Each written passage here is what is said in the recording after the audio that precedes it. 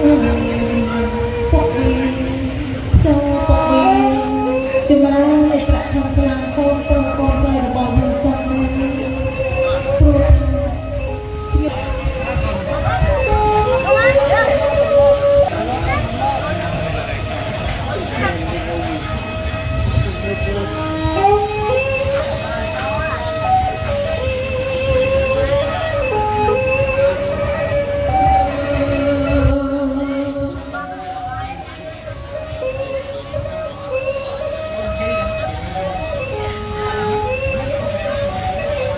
เอ้